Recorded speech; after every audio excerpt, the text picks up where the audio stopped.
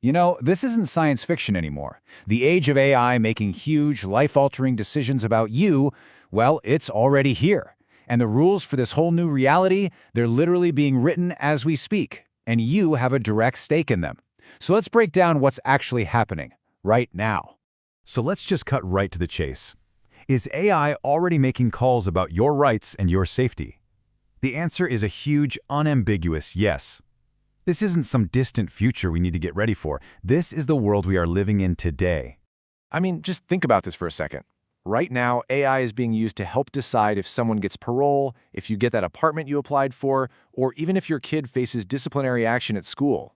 And as you can see from this list, which comes straight from a recent White House directive, these aren't small things. These are decisions that can totally change the course of a person's life.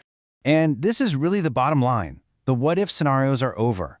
AI is here, it's making these massive decisions, and now governments all over the world are in a mad dash to catch up. The whole debate has shifted from the theoretical to the intensely practical. How do we govern these incredibly powerful systems before they end up governing us? So where do you even begin trying to regulate something this huge and complex? Well, the first step is you've got to get specific. What exactly is the problem we're trying to solve? Let's zero in on the specific kind of AI that has policymakers really worried. And here it is. This is the official definition pulled directly from a White House memorandum. It's called Rights Impacting AI. And you've got to notice that key phrase, principal basis for decision. This isn't talking about some AI that just helps a human do research. Nope. This is about an AI whose recommendation is the main reason for the final decision. So if an algorithm flags your mortgage application for denial, and the loan officer just kind of rubber stamps that decision, yeah, that's rights impacting AI right there in action. This chart really shows you just how widespread this whole thing already is. In these major areas of our lives, the US government now just assumes that any AI being used is rights impacting by default. We're talking about the systems that affect your career, your schooling, your health, your money. This isn't some niche little problem. It's a fundamental issue for our whole society. Okay, so we've put a name on the problem. Now, what's being done about it? How are governments trying to solve it? Let's take a look at the global response, because we're starting to see some very different ideas about how to build this new rulebook for AI. Now, what's so fascinating here is the clash in philosophies. In the US, the White House is first looking inward. It's focused on regulating how its own federal agencies use AI. The idea is to get its own house in order first, to encourage responsible innovation. On the other hand, the EU, with its huge AI Act, is taking this much broader, market-wide approach. They're regulating any AI product or service that's offered in the EU, and they're trying to set a global gold standard for protecting people, kind of like they did with data privacy and GDPR. The EU's whole model is built on this idea of a risk pyramid. At the very, very top, you have unacceptable risk AI. And let's be super clear about what that means. We're talking about technologies that the EU has decided are so dangerous to our basic rights, like government social scoring systems, that they just have no place in society. Period. They're banned. Outright.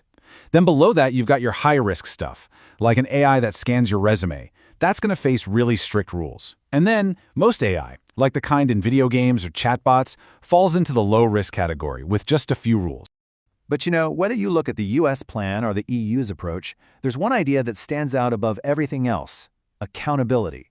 And that brings us to our final section, which is all about what might be the most important safeguard of all: the human override. So, what does this actually look like in the real world? Well, the US government has laid out these 5 minimum practices for any high-risk AI it uses. Before an agency can even roll one of these systems out, it has to figure out its impact, test it in the real world, and have it checked by an independent team. And even after it goes live, it needs constant human oversight and monitoring. And here's the kicker: if the AI becomes unsafe or unfair, they have to pull the plug. And this is why all of this matters so much. These rules actually translate into real, concrete rights for you. You have the right to be told when AI was used to make a big decision about you. You have a right to an explanation. And crucially, you have the right to appeal to an actual human being. And in a lot of cases, you'll even have the right to opt out completely and just deal with a person instead. These are some powerful new checks and balances for this new algorithmic age. This quote really just gets right to the heart of it all, doesn't it? This isn't about stopping AI. It's about completely redefining our relationship with it. We're not being made obsolete, we're actually being given a new and maybe even more important role: to be the final judge, the auditors, the conscience of the machine. The human isn't being taken out of the loop. We're becoming the most critical part of it.